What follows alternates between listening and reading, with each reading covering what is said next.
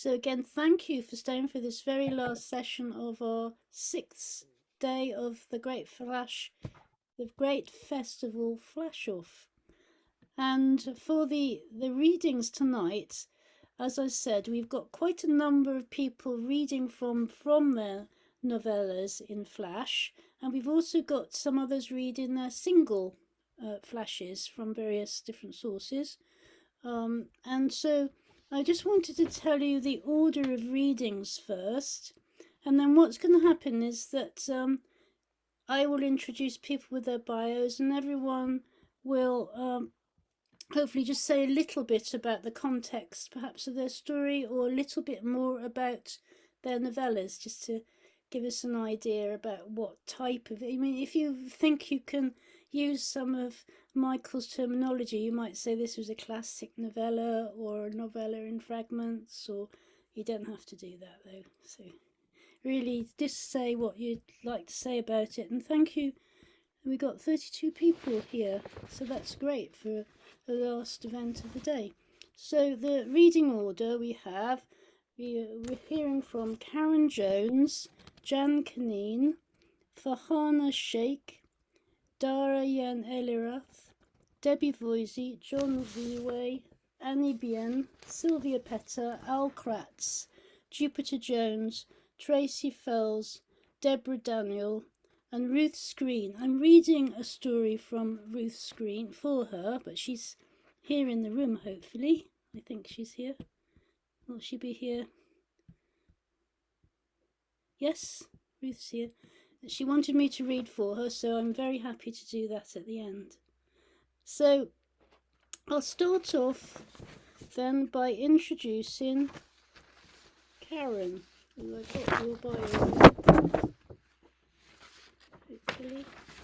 This is the time of day where I keep losing bits of paper all the time. Okay. Yes, Karen, I have your bio.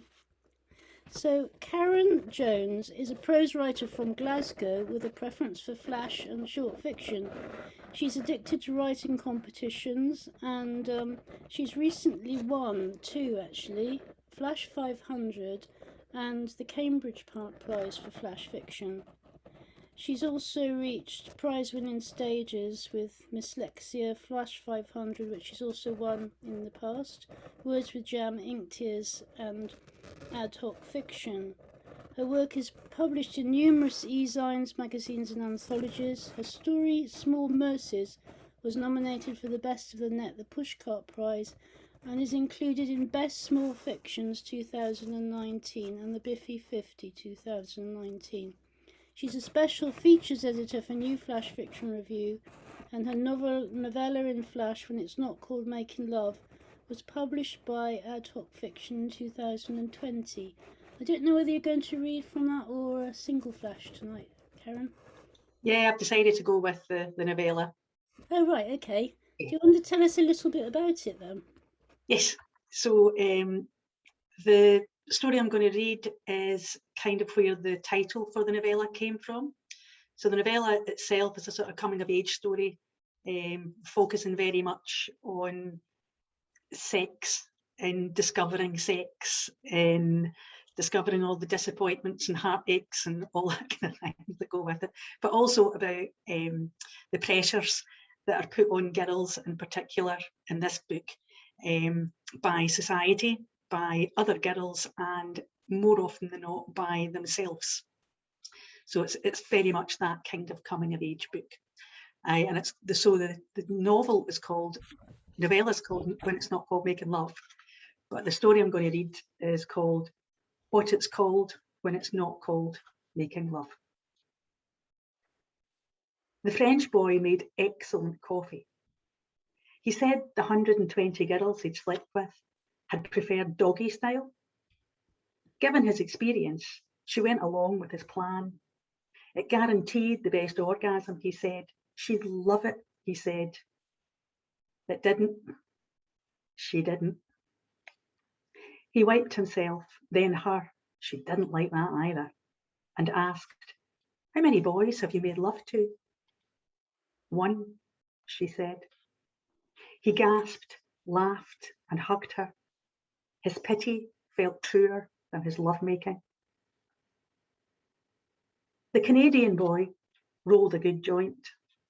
He claimed the 75 girls he'd slept with favoured doggy style. She went along with his demand. Afterwards, he held her and spoke of the Spanish girl he'd marry. He'd woo her with tales of plumbed-in washing machines, refrigerators, and cable TV. She asked if he really thought they didn't have those things in Spain. He shrugged, said he'd find a girl from a remote village. He wiped himself, brought her a Coke, she hated Coke, and asked, "How many boys have you made love to?" "One," she said. He laughed and laughed. His laughter felt truer than his plans. The Italian boy wrote poetry. He insisted doggy style was the choice of the 50 girls he'd slept with. She went along with his wishes. He told her he didn't mind that she was older. A woman, a 23-year-old, was what he needed. Though he'd marry a younger girl, obviously. Fresh, flat belly, Italian. He wiped himself, kissed her ear, she loathed that, and asked, "How many boys have you made love to?" "One," she said. He hugged her, told her he was so sorry. If he'd known, he'd have been gentler. His apology felt true as rhymes. Back home, she walked past the one's house, stood where they'd met to catch the school bus every morning, where they'd had goodbye kisses that seemed to last for hours, where they'd planned their future after university. She walked past 5, often 10 times a day, sometimes made up, sometimes dishevelled, sometimes flamboyant, sometimes subtle, sometimes screaming, sometimes dancing. His curtains didn't part, his door didn't open, his heart didn't spasm at her absence. What she'd broken, she could never heal. She renewed her Interrail card and visas. So many countries, boys, men, options. Maybe someday another boy would like her enough to look her in the eye while he fucked her. Maybe she'd even call it making love. Thank you. Thank you very much, Karen. It's great to hear that story again. And just to say that Karen's novella was shortlisted in the Saboteur Awards this year, and you can buy it from Ad Hoc Fiction. You can get it from Amazon. I think you can. Can you get it from you as well, Karen? No, this is my final copy. Final copy, right? Okay, well that's good. It's good that it's a good seller and it's really worth buying. So the next person we have to read, thank you for starting that off, is Jan Kanine, whose bio I have here. But Jan Kanine has an MA in creative writing from the OU, and her flashes and short stories have been published widely online and in print. Her writing has won prizes in the Bath Flash Fiction Award, Flash 500, The Fountain, Molotov Cocktail and Retreat West, and she's been nominated for Pushcarts and the Best of the Net. Her stories are now in print in the Fish Anthology, Molotov Cocktail Winners Anthology, forthcoming in the Bath. No, she's in the latest Bath Flash Fiction Anthology, and her memoir in Flash, The Naming of Bones, was published in April 2021. And Michael mentioned that in his talk just now. So, Jan. Jude, thank you. My Wi-Fi is famously terrible, so hopefully it's going to hold out. Sounds okay at the moment. Okay, all right, I'll rattle through it then. Yeah. I'm going to read from The Naming of Bones. Yeah, good. Which is a memoir in Flash. It tells the story of recovering from grief and using creative writing as a way of helping with that recovery. This story is from quite near the end of it, and it's called Becoming Traveller's Stepdaughter. My stepmother's all over the place, hopping from decade to decade. Yesterday, she popped up in 1979, warming tinned potatoes on a camping stove in a lay-by on the way to Butlins. Then 5 minutes later, she was holding hands with me by the sea in Aberystwyth in 1987. Our curly perms held fast, though the wind was brisk. It was just before we went for that meal to Gannick's and got tipsy celebrating my graduation. Today she's dancing the Macarena on Instagram with Harry in 2002. Can't remember why. On Facebook, she's drinking Chablis, sitting at the big oak table at my cottage the night Georgie wouldn't eat his Sunday dinner. She made me cry laughing that night. If you won't listen to your mum, she said, shooting me a knowing look, then listen to your old gran and get that broccoli down your neck. You're way too skinny for my liking. I've seen more meat on a dirty fork. It still makes me smile when I look at him looking at her in that one. I wonder how long it'll take her to fade. I'm uploading the last one now, the one where Dad's helping her out of the wheelchair into the car to go home. Her skin was grey in the autumn sunlight as she turned to say she loved me. Her smile gaunt and thin as I clicked for the final time. I'm going to keep retweeting that one. It's like a sort of short eternity. Brilliant. Thank you. Thank you, Jane. And your book's available from Retreat West on the website or Amazon or, you know, the usual places. Thank you. Thanks very much. So, next person to read tonight is Farhana Sheikh, who we met earlier when she and Susmita did their wonderful talk called From Asana to Tiny Tales. So Farhana is a publisher and writer from Leicester, the founding editor of The Asian Writer. She established Dahlia Press in 2010 and lost the rest of my page. Sorry, Farhana, I do it from memory. Farhana, there's so many different things for the writing world in running short story conferences, online courses in the short story. And is there anything else significant that you'd like me to say? No, I think that covers it, Jude. Thank you so much, and thank you for having me. Hope everyone's had a lovely day. So this is a short piece that was published in the Flash Fiction Festival Anthology in 2019. You okay? Yeah, I think I've just heard, I'm not sure what that was. I'm sorry about that. It's called We Are Broken in Our Dreams, and it was produced in a workshop with Kathy Fish on writing a Flash memoir. Yes. Brilliant. 1, I'm in the car on the way to school. It is quiet. There's no family chatter, only music. The voice of a man whose dreams are broken, whose life is shattered to pieces, who cannot see a future for himself. My dad sings along. 2, my older sister sits up, tall and poised. I slouch into a smile. We are in pretty green dresses, our hair neatly pulled into pigtails and ribbons. We sit close, knees touching, but there is the distance of an ocean between us. 3, my dad is a builder and drives an estate with a roof rack atop. It is white, and I don't mind it so much when it's parked out the front. I write my name in the dirt on the back, play noughts and crosses. 4, Dad says he'll take us to school. He's fed up of the tension at 8 a.m, worried one of us might snap as though we're dolls. Dad's timekeeping is impeccable. We are never late. I get out at the lights before anyone sees me. Reflections in the rear view mirror. 5, it's not until I'm older that I begin to think about that song and what it means.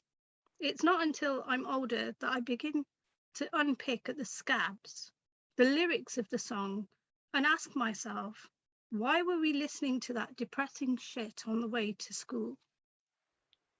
And that's it. Thank you. Thank you very much. It's great to hear you read again, Farhana. Thanks, Jude. Okay.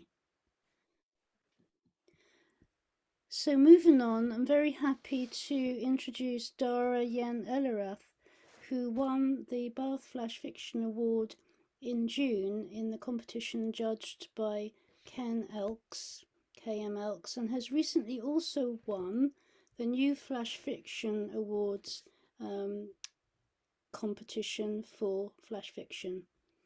And Dara is the author also of Dark Braid, a collection of poetry which won the John Ciardi Prize for Poetry.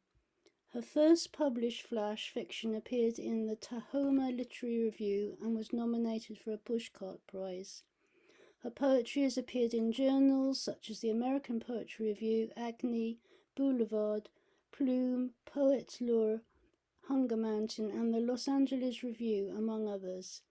She received her MFA in poetry from the Institute of American Indian Arts and resides in Albuquerque, New Mexico. So welcome, Dara. Hi, thank you for inviting me to participate. Can everyone hear me? Yeah, okay, good. I'm just gonna read for you the piece that won the award, and just by way of preamble, it's it's very special to me because it's based in personal experience. So okay, here I go. The Button Wife. The button wife bends her body across the bed, but the cloth husband is not interested in touching her. Instead, he phones the burlap wife. He likes the way her coarse skin brushes against his body. At night, the button wife cries, recalling how her husband used to clutch the dark thread of her hair. She knows the burlap wife's curls scratch him in the fashion he prefers. The cloth husband has a passion for roughness, but the button wife, woven from cotton, has only been soft and yielding. One evening, she decides to scour the buttons of her eyes with steel wool. She hopes her husband will love her again. Soon they are scuffed and cracked. When her husband comes back, he looks at her with, with anger. You have ruined your eyes, he says. How can I look at you now? Later, gazing in a hand mirror, she notes she is no longer beautiful. She lifts a pair of scissors and snips the strings that knot the buttons to her face. Then she can no longer weep. Then she can no longer see her husband leave the house each evening. She irons the hem of her dress in darkness. She waits to hear the sound of his car speeding down plastic blacktop. She dreams of the burlap wife's hair cutting her skin the way it cuts her husband's. Sometimes she pricks her arm with a darning needle to feel. The red thread that unspools from her body is long as a dog leash. She wonders then if she is a dog. She hopes the cloth husband will walk her when he returns. She resolves then to wag her tail in greeting. She resolves then to sleep at his feet. Thank you very much. It's such you. a powerful story, that, and it's brilliant to hear you read it. Thank you for coming. Thank you. Yeah. That's wonderful. So next person to read is John Wheway. John Wheway's full poetry collection, A Blue Bottle in Late October, was published... You forgot me, Jude. Thought I was next. Oh, sorry. Sorry, Judy. That's okay. It's my late evening tiredness. I apologise. So we'll go back to Debbie. So, Debbie Voisey has short stories published in Ad Hoc Fiction, the Bath Short Story Award Anthology 2015, Ellipsis Sign, Reflex Press, Litro and others. She's been longlisted and shortlisted in several competitions, including the Bath Short Story Award, Flash 500 and Reflex Fiction. She is going to read from her new novel in Flash, recently published by Fairlight Press, which is called, what's it called, Debbie? Only About Love. Only About Love. But she also has another novella in Flash forthcoming with Flash, the International Short Story Press, and that's called The 1025. So can you tell us a little bit about your novella? Yes, thanks, Jude.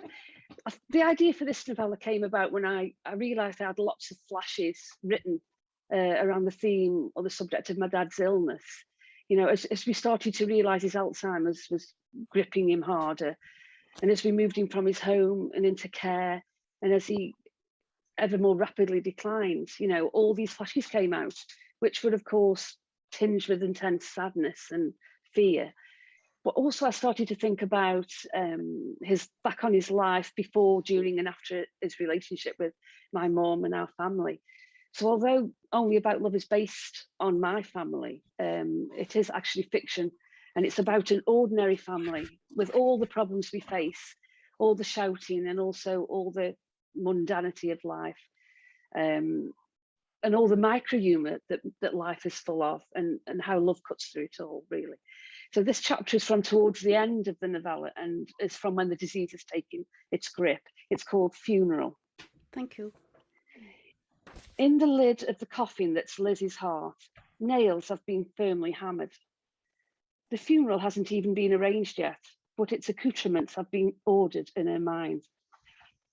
Frank once made a TV unit out of a slab of rich, nutty mahogany he'd found at an old house clearance from the home of a deceased carpenter. It had the markings of something once destined for greatness, but which had never reached its potential. Frank said it deserved to do something noble, so he sawed it into 5 parts, and it lived out its life as the furniture which held the most important thing in the house. So his coffin will be made of mahogany. On its lid, she'll lay a cross of flowers. Frank's not religious, but she is, and she doesn't want to risk the wrath of God. She watches Frank now. He's in the garden and she's in the laundry room. He's out on the damp lawn, standing at the flower border, deadheading his favourite red roses. His hands are shaking as he tends the blooms, and she remembers how they'd shaken when he'd placed her wedding ring on. He'd been skinny as a whippet back then, and hadn't eaten for 2 days before the wedding.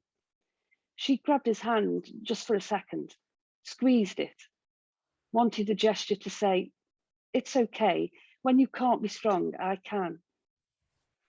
She wishes she could be strong now. She needs to focus. She thinks of what he can wear to his final resting place. She takes a few shirts from the dirty laundry basket and holds them up one by one. None of these is really suitable. They all smell of Lynx Africa and fear. For the past 6 years, fear has been seeping from his skin, gathering in the fibres of his clothes and lying dormant there, waiting for the shrinking of his brain to make all his fear go away. A bee lands right in the middle of the biggest rose in the bush, and Frank leans towards it and coaxes it onto his finger. He looks over at the house and catches Lizzie's eye. All that love from a 58-year marriage travelling across the garden of their final home together. He lifts his finger in the air and smiles the biggest smile, and she wonders, how long will that smile stay? She puts his dirty shirts into the washing machine. She'll keep washing them until it's time for someone else to. Thank you. Thank you. Let's give Debbie a clap. And that's some great details in that story, such vivid details. Thank you. Thank you. So, back to the right order, and the next person to read is John Wee-Way. John Wheway's poetry collection, The Blue Bottle in Late October, was published by V Press in 2020. He's also had a hybrid prose poetry collection, The Green Table of Infinity, published by Faber, and poems published in numerous literary magazines. His flash fictions have been published in Flash Flood, the National Flash Fiction Day 2020 anthology, Flash and Flash Fiction Festival anthologies. He is currently writing a novel in Flash, which is what he's going to read from now. Thank you, Jude. Can you hear me? Yep. Yep, good. Just a slight correction to the bio. Oh, Green Table of Infinity was published by Anvil Press Poetry. oh, sorry. Faber's published something else. Faber's published something else. Yeah, I should know that by now, shouldn't I? you should. Okay, so my novella is called Ever After. And I attended Michael's workshop this afternoon and felt that this is not a boast, just a note, but that everything he was suggesting, like the whole plethora of methods I've been experimenting with in this novel. I've tried to write novels before, and like many people, and never got very far, a couple of drafts or so. So I like the fact that this is a fragmentary, polyphonic, experimental in all sorts of ways with multiple points of view and so on. It's called Ever After, and it explores the grief and post-grief of someone keeps shifting papers. I've heard it in previous readings. It's a bit disruptive. I think I know who's doing it. Okay. So where am I? Okay, so this particular piece that I'm going to read, just to be brief, is called La Carte. It's a hermit crab chapter, and it approaches the subject of grief from a slightly different perspective, in a fragmentary way, implying a great deal more than it actually states. So it takes the form of a menu for a pretentious would-be French restaurant, which the main character is attending. And a gastronome fellow writer told me that I'd made various mistakes on the menu. I haven't.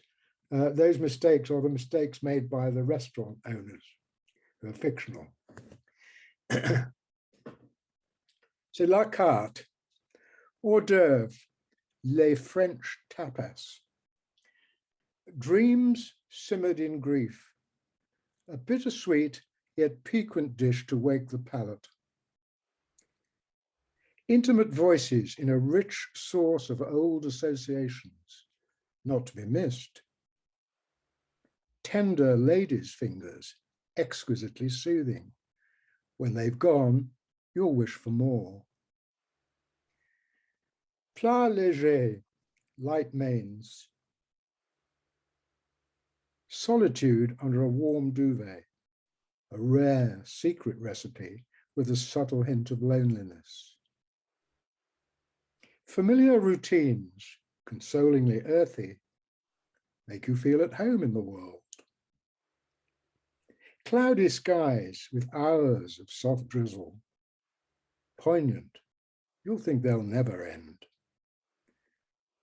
Les plats, main courses. Woodland walks with leaf mold and oyster mushrooms. You'll need good strong boots.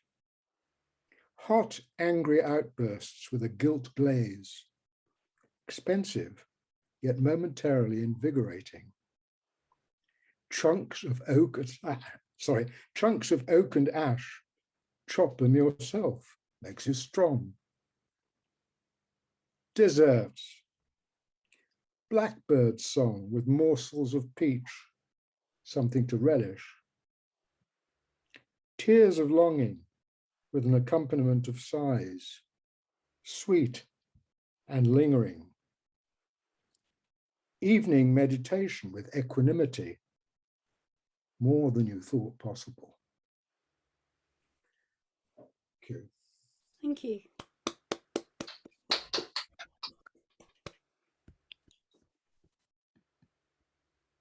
It's great to hear a hermit crab flash. So, the next person to read is Annie Bien. Annie Bien has published flash fiction, poetry, along with translating the Buddha's teaching to gain perspective on the world. She's a flash fiction winner and finalist of the London Independent Story Prize, a Pushcart nominee and an English translator of Tibetan Buddhist scriptures at 84000. So Annie, I think you're also going to read from a novella in flash. Yes, I am. Thank you, Jude. I'm reading from Rain at Fragrant Harbor, which was long listed at Bath in the novella in flash, and it encouraged me to keep going. And I am going to read to you from a flash that I wrote in Kathy Fish's workshop in the first of the Flash Festival that I ended up revising during this one because of all the great suggestions. And and also it's this piece, this flash novel started out as a memoir, but somewhere last year, a fictional character popped up and took over the story, and now it's become a love story. And it's about Hong Kong and the protests and people during that time. Before I see you again, he ran on the loudspeaker. SQ63 gate C7 now open for boarding. His shoes tapped the floor, not her flight. There's still security. An old couple appeared in his path. The husband helping his wife into a wheelchair, dim sum pastry bags swinging on handles. The older man's eyes widened seeing him. Would he knock them over? He swerved, the scent of mothballs rising from the couple's rarely worn wool suits. An image appeared of his mother, handing him folded maroon cloth for his monastic life, her hands cradling his face. Amala, I promise. The old woman screamed just as he passed, her wheelchair rolling away. He grabbed her before she fell. Ah, so strong, just like you were once, husband. This good boy. Cold hands patted his cheeks. He lifted her into the wheelchair as husband nodded. Ho, ho, crying out in Cantonese. They praised him, mixing languages. Good, good, strong young man. Handsome like you once, husband. Ha, ha, thank you. Oh, fighty, hurry, don't miss your plane. They gave him permission. He waved, placed his hands together and ran on. Then he saw her, next to her aunt, her cousin arriving, kissing both cheeks. She searched the crowd while talking, and she saw him. Tiny smile. Sweat rolled down his spine. He wiped his face, composing himself. Her mind swirled. Do what you've been taught not ever to do. She pressed her aunt and cousin aside, running toward him. She tripped. He caught her, bumping heads as they stood up. She greeted him in his language. Tashi delay, Jazz. Tashi delay, Alice. And for the first time that day, they laughed. Thank you. Thank you. Thank you very much. Loved your reading of that dialogue. That was brilliant. Thank you. Okay. So next person to read is Sylvia Petter from Vienna, an Australian in Vienna, and she writes short, long, serious, sexy and sun. Her debut novel, All the Beautiful Liars, was published by Lightning Press UK in 2020-21, and her novelette, In Flash, Winds of Change, was published in paperback, ebook and audio from her imprint www.flodo Books. She's had novellas in flash longlisted and hopes Michael's workshop will tip her over the edge. So, did it do that, Deb? Did it do that, Sylvia? Is she gone? Sylvia, are you there? There. Oh, Sylvia, you're on mute.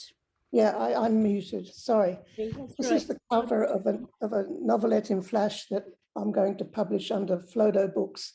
Yes. It's bilingual German and English, and it started out in Nancy Stolman's Nano Flash last November, and it's based on, because I work with a charity in Vienna that upcycles PCs and laptops for needy people. And we were also going to train young women with migration background to become the focal point of troubleshooting the computers. So Nancy's course came along and this novelette in Flash came out, and I had it translated and it's going to be published. I'm just waiting for 2 more blurbs for the back cover. Anyway, this is: a decision must be made. Mother, I want to learn how to do it. We will need it, and we will all need someone in the family who can troubleshoot. I will ask Father, Selina. He will not let you go alone. He will want your brother to accompany you. But it's women only, Mother. I will talk to him. She wants to go and learn how to build a computer, how to shoot, she says. Out of the question. Only my son can shoot. Where is this place? When? How much? It is free. It is in a wide open space because of the virus. They will wear masks. Women only. Starts next week. We need to sign up today. No daughter of mine will shoot. She will shoot trouble, computer trouble, so that she can fix it when things go wrong. I can go with her. I can learn too. Everything is online now. We need a computer. We need to know. My son can learn. It is women only, for free. She can teach him. We can teach him. Who will cook? Ali can go to your brothers and learn. Your brother is also a good cook. Ali would like to learn to cook. He's always in my kitchen, under my feet, in the way.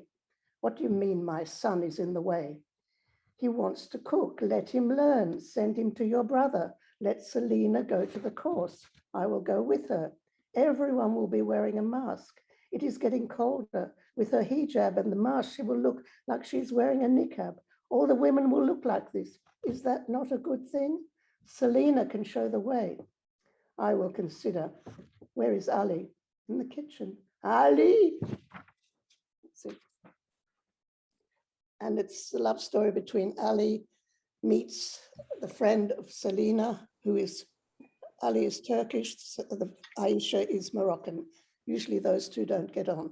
Anyway, so he cooks and he butters up the family and they live happily ever after and open a restaurant. So that's how that's going to come out in German and English. And all proceeds go to the association. So getting very excited about it because it's so close.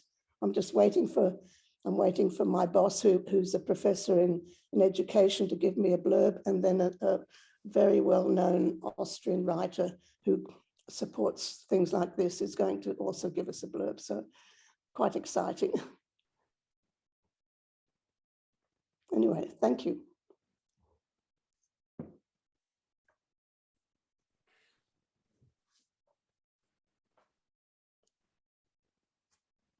I can take the cover away now.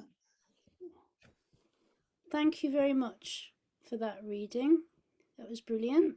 I was just talking then with my mute on, so I'm really doing lots of things wrong tonight.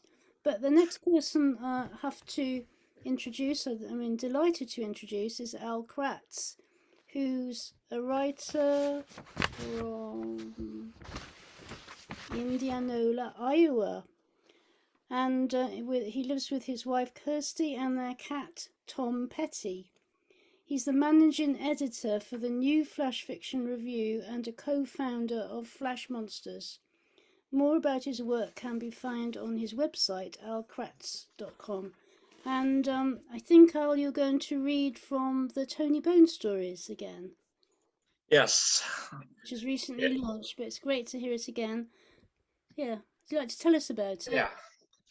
So it's a story about Tony Bone, who is a strong man for the mob. And I suppose in Michael's categories, it fits in the classical novella in Flash. space, but it uses some experimental meta side where the narrator openly talks about creating Tony Bone as a character. So there's that piece of it. This one's from The Hardest Part. I've got Tony Bone sitting in front of another house, waiting to make the sucker face the music, waiting again. How much time of Tony's existence have I made him spend waiting? How much time have suckers spent thinking they are in the clear, only to come home and find Tony, waiting to give them true clarity? Tony Bone not wanting to be, not like this, not anymore. Tony Bone sitting with the familiar. The things that happen in the head, that small space inside the skull, so much larger than the whole world. Maybe that's what infinity is. Maybe he can touch that. Maybe he can punch it. But the sucker hasn't made it home yet. He's got a decent house too. He's got an old tree in the yard, a truck that he must be working on up on the blocks. But who cares? He's just a sucker due home to pay his dues. Tony Bone thinking about all the great songs about waiting. Keith and Mick waiting on a friend. Mr. Mojo rising, waiting for the sun. Lou Reed waiting for his man. Wait a minute, Mr. Postman. Tom Petty got it right though. The waiting was the hardest part. Tony pulls out the book Lenny gave him, Bridget's dad's husband, the art dealer in Soho, the Tao Te Ching, the Book of Integrity and the Way. How could something written in China so long ago read just like it was written for Tony? It's almost too much for him to take. Without the Tao, war horses will breed in the suburbs. Tony Bone thinking about Bridget's dad, the civil liberties lawyer. Tony Bone thinking about Lenny, the art dealer. Tony Bone thinking about punching fascists, punching people who don't appreciate art, punching a painting, the aesthetics of punching the heart, punching a flower, punching himself. Tony Bone punching suckers. Tony Bone punching war horses. Tony Bone waiting, thinking about all the lies the sucker has told. I'm good for it. I'll pay it back. I don't have a problem. So much sucker time is spent lying to yourself, lying to the people you hate, lying to the people you love. The thing they never sing about when they sing about waiting is how the sucker has to come home eventually. Tony meets him in the driveway. He's fair sized too, nowhere near the scrawny Steve Buscemi looking guy last month who fell to his knees and offered up his head as if Tony would actually cut it off. This sucker here is well grounded. What happens next isn't real to Tony. It's floating, it's dreamy, it's imaginary. It has to be. There's a finger in the chest, but the finger is not Tony's. The chest is not the sucker's. We've got it all backward. A little redheaded boy rides by on a big wheel, laughing at what he sees. What's he doing out alone after midnight? There's a man on the ground, but it's not the sucker. There's a man on top, but it's not Tony.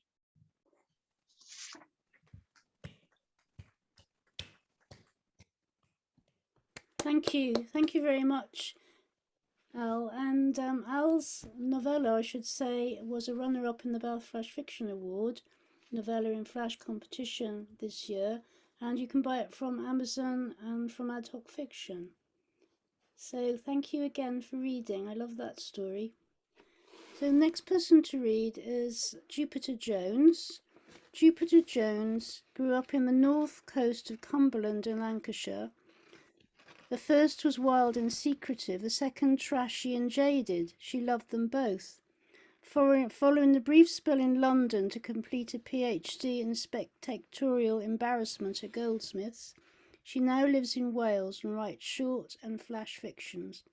She's a winner of the Colm Tobin International Prize, and her work has been published by Aesthetica, Brittle Star, Fish, Reflex, Scottish Arts Trust. And she's also recently been a runner-up with another novella in Flash in Reflex Press. That's Lovelace Flats, isn't it, Jupiter? That's right. Yeah. So you're going to read, I think, from The Death and Life of Mrs. Parker, which is shortlisted in the Bath Flash Fiction Award. Yes, I am. It's about a woman called Aveline Parker. She goes out for a meal at a restaurant with her very much younger lover, Bobby. And while she's there, she begins to feel most peculiar. The paramedics are called and they work on her. And as her life hangs in the balance, She reviews past affairs of the heart mostly. She's been married 4 times. She keeps going back to various episodes. And as Michael was talking earlier about playing fast and loose with the chronology within a novella in Flash, this one definitely does that. Michael talked about time markers, and Mrs. Parker's time markers are the Prime Minister's. She says, when old people have a bit of a funny turn, people always say to them, oh, do you know where you are, love? Do you know who the Prime Minister is?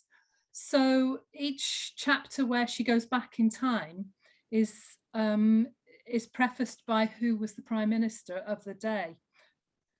This is one from very early on, when the paramedics have not long since arrived. It's a short one.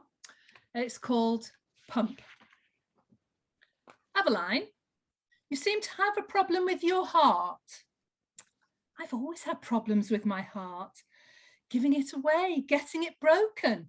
Are you allergic to aspirin? Twice. I've married for love. Head over heels. The paramedic squirts something into my mouth that tastes like... And he begins to cover me in stickers. Fly spray. The human heart is a clever 4-chambered pumping mechanism made of muscle. The heart has 4 non-return valves: aortic, pulmonic, mitral, tricuspid. The heart is fickle. Sweetheart, soft heart, warm heart, love heart, heartthrob. Ba-dum, ba-dum, ba-dum, ba-dum. That's the throb of a healthy heart. Only mine is pattering. A mouse scuttering over drum skin. Faster, faster than that. Just take nice steady breaths for me, Aveline. Now he's got me wired up. My heart's making zigzags on a little screen. I think it's a lie detector. All right, I confess. Twice I used my head and I married for money. The human heart is a pump. A mystery. Lasts a lifetime. 4 chambers. 2 atria, 2 ventricles. Fish, on the other hand, they only have 1 atrium and 1 ventricle, cold-blooded. Cold hands, warm heart. That's what Mrs. Kite used to say, but she'd warm hers over the parcray all the same. Chilblains in the winter. She was a martyr to them. The Queen of Hearts, she made some tarts. Now we're getting to the heart of the matter. The knave, that must be Bobby, he stole those tarts. Oh, darling Bobs, what have you done? Now I'm going to die, and not for love, but for money. The heart is a pump, nothing but a muscle, until it's awful.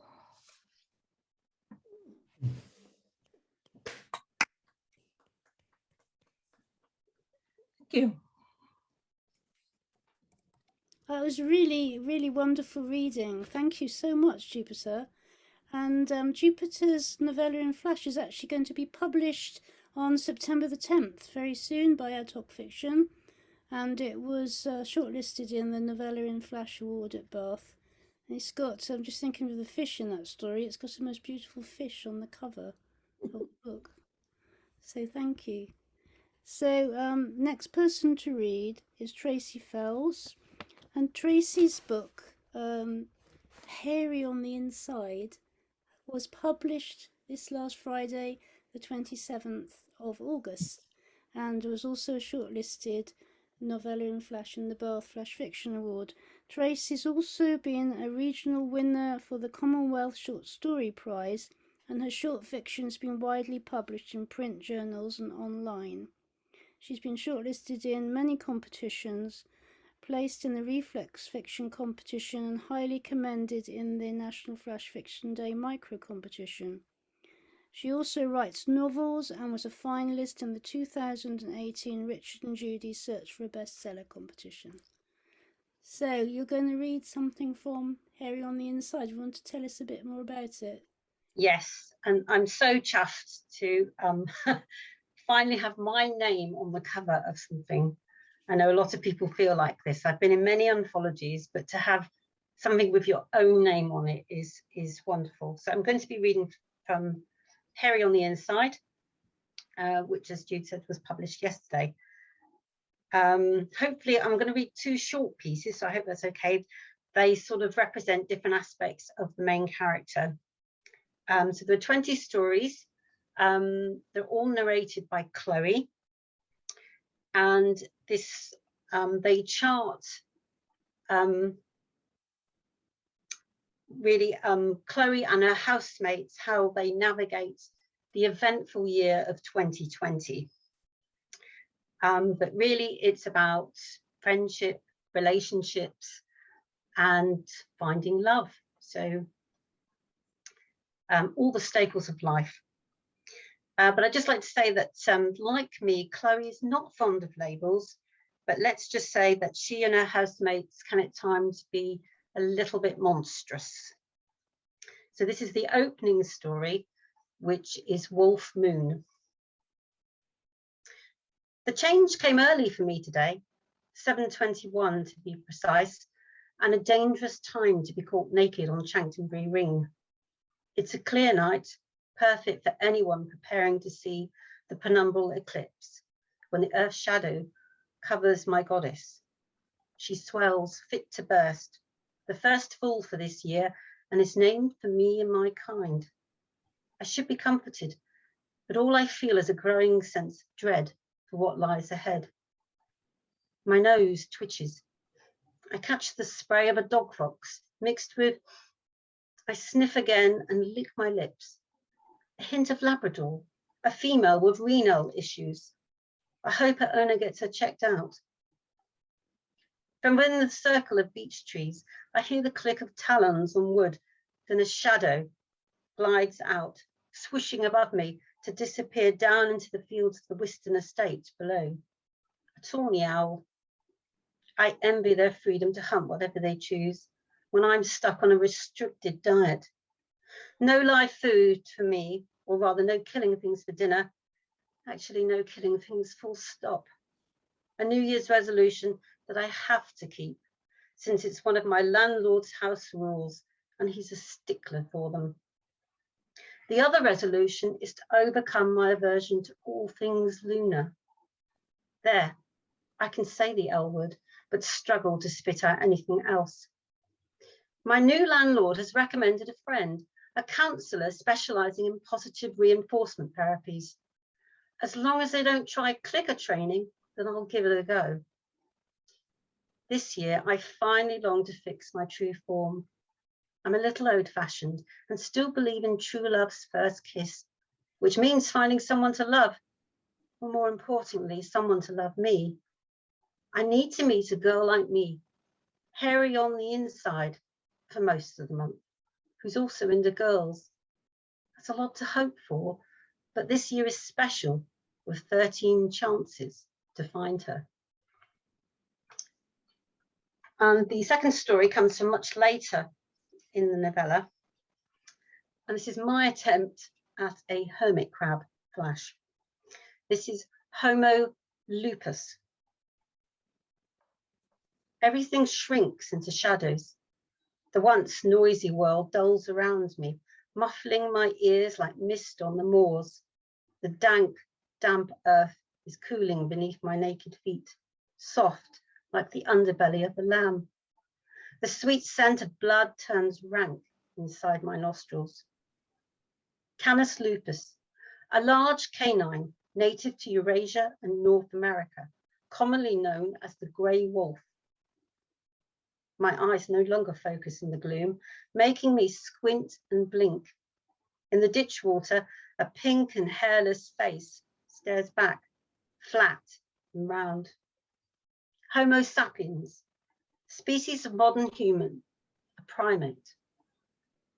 Separated from my pack, I'm now cursed to walk on 2 legs. But then I chased her away, the one I love. My fate is deservedly fixed.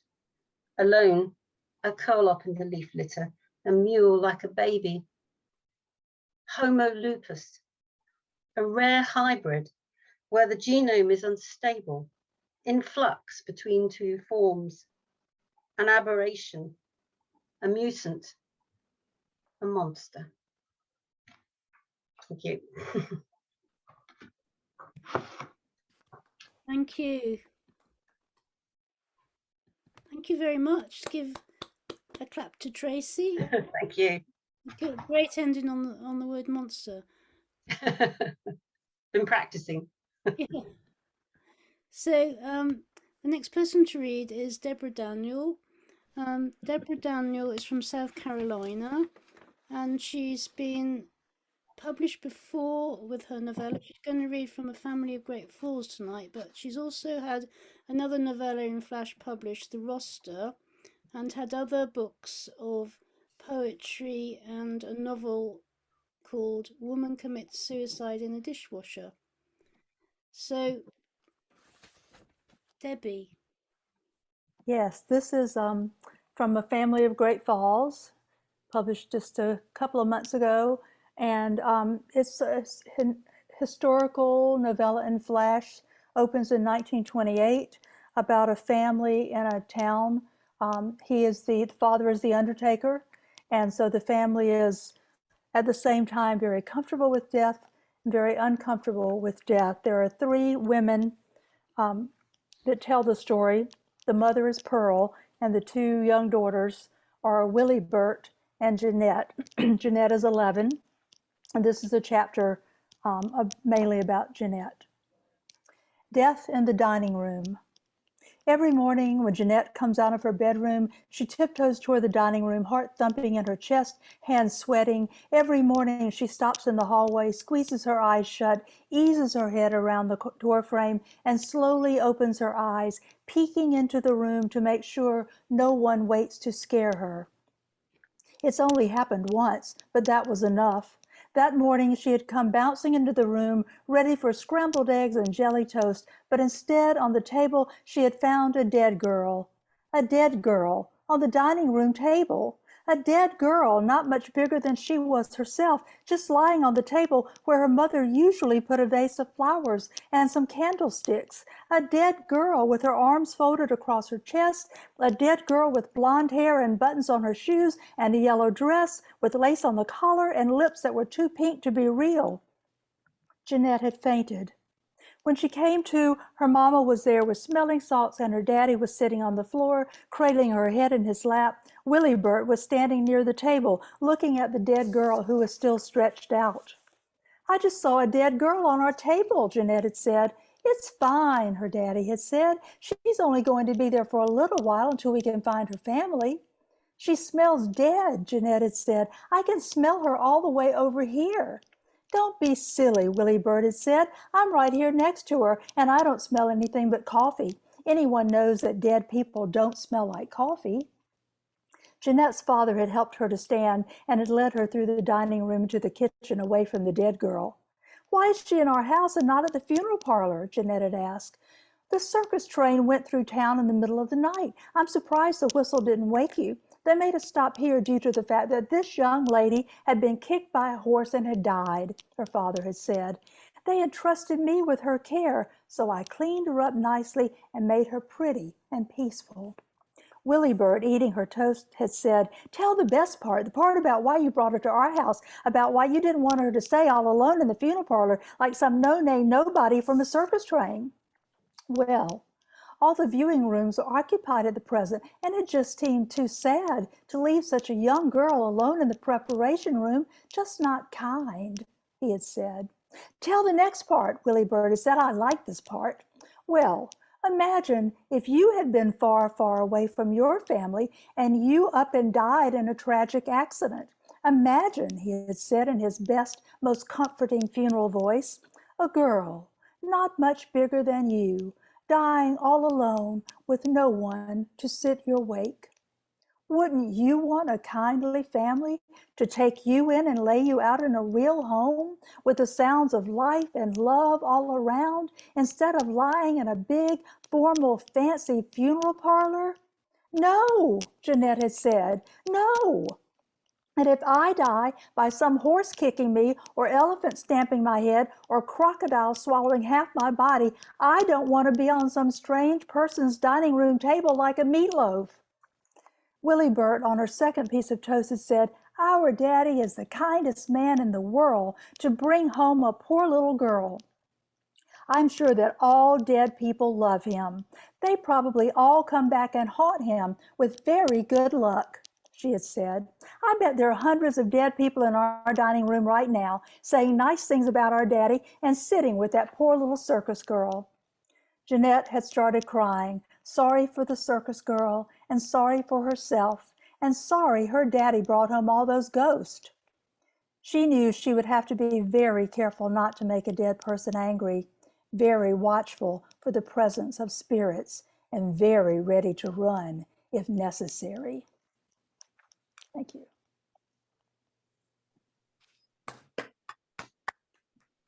Thank you. Thanks, Debbie. I really love hearing that story. You read it so well. So Debbie's novella In Flash, A Family of Great Falls, is also available from Amazon and from Ad Hoc Fiction.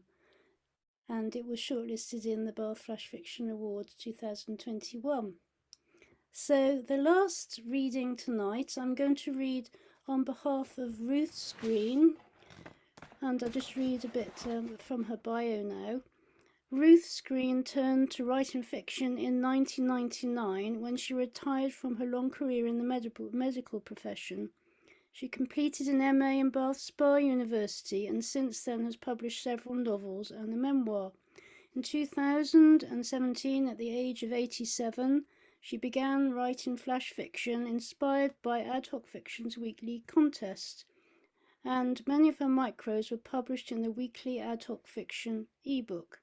Her flash fictions have been published in And We Pass Through, the 2019 National Flash Fiction Day anthology, Flash Frontier, and the Free Flash Fiction magazine.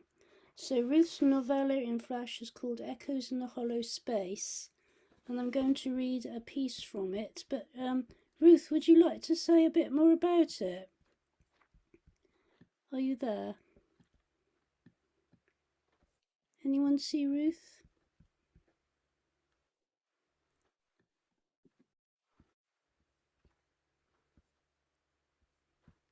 Oh, that's a shame. Yes, she's there. She's there. Oh, right. Okay, Ruth, can you hear me?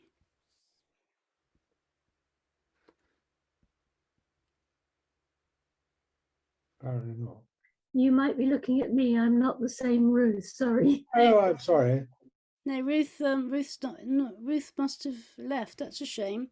Well, I'll read this anyway because I think it's just a important thing to end with. Somebody who's actually now 92 is still writing very short fiction and is also writing a prequel to this book, which is called Echoes in a Hollow Space.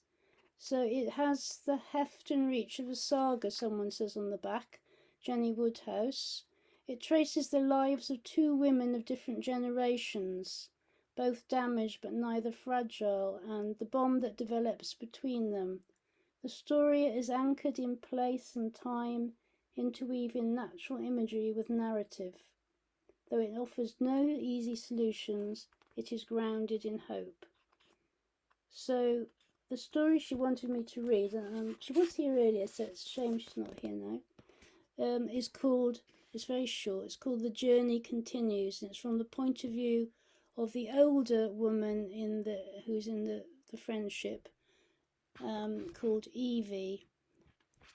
So it's towards the end of the novel and towards the end of Evie's life. It's called The Journey Continues. You did not get the degree or the handsome man who loved you, but life has been kind with few regrets to cloud the future. The way is shrouded by the smog of unknowing. The road may be short or very short, the path smooth or rocky. If it runs level or drops gently, your feet may plod in some sort of rhythm, but if it slopes up, breathing will become laboured. air hunger is distressing. Will your nose trace the scent of cut grass, or the steaming cowpats by the gate? Failing vision will miss the vetch in the hedge and the glint of a kingfisher. Those plodding feet may not be sensitive to the vibrations of distant thunder. Oh, she's just coming into the waiting room. I'm just going to stop and read this again because Ruth's just come in. Ruth.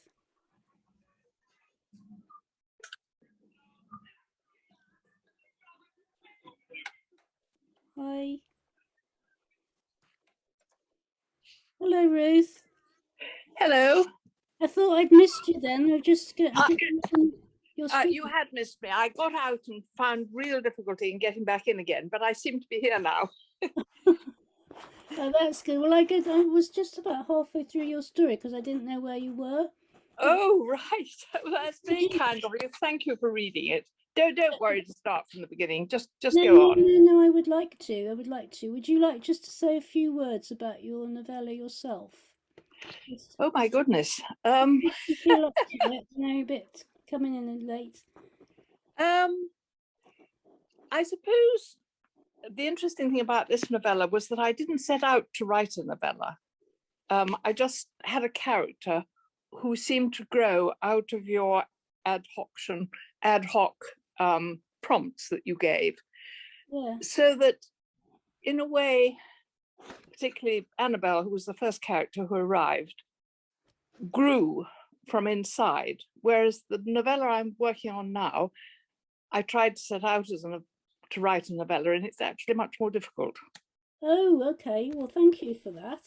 So, I was just explaining that this story is from the point of view of Evie, your older character, and it's towards the end of the book. So yes, that's right. I'll begin at the beginning again. Thank you. The journey continues. You did not get the degree or the handsome man who loved you, but life has been kind with few regrets to cloud the future. The way is shrouded by the smog of unknowing. The road may be short or very short, the path smooth or rocky. If it runs level or drops gently, your feet may plod in some sort of rhythm. But if it slopes up, breathing will become laboured. Air hunger is distressing. Will your nose trace the scent of cut grass, or the steaming cowpats by the gate? Failing vision will miss the vetch in the hedge, and the glint of a kingfisher. Those plodding feet may not be sensitive to the vibrations of distant thunder. Builder's tea leaves a foreign aftertaste. Cabbage is only edible when laced with cumin. The butter turns up in the toolbox, and the purpose of a trip upstairs is lost on the landing. For now, the call of a great tit, the glitter of lights on the first primrose, the feel of wet grass between the toes. Thank you. Thank you. Yeah, I was glad I was able to read that with you listening, Ruth. Well, I'm so glad I managed to find my way back to you. Yeah, well done for you. Yeah, well done. And that was the last reading of tonight, and we've run over a bit, but thank you everybody. So can we give a big clap to all our readers and for everyone staying to listen? Still 33 people in the room, and plenty of great novellas and novels published or about to be published, and also people who weren't reading from their novellas or novels. There's also their other works to read. So thank you again, and as I said, I'll post all the videos of the day to you, and together with some of the slides that people were willing to share. And I will keep you posted as well of the next series of Flash Fiction Days, beginning in October. Thank you. Thank you very much. Thank you. Thank you, Jude. Brilliant, brilliant day. Thank you. Okay. Thank you, Jude. Thank you, Jude. Thank you. Top effort. Night. Brilliant day. Thanks, Jude. Thanks. Bye.